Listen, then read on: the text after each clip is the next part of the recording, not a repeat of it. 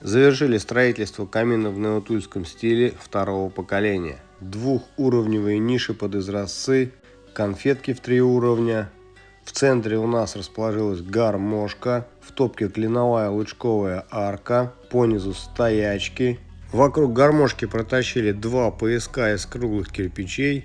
Сбоку расположена поворотная задвижка подачи воздуха и шибер дымохода. По центру наш фирменный логотип. Смотрите, как подсвечивается. В топке расположен наш фирменный знак. И также сбоку кирпич с нашим логотипом.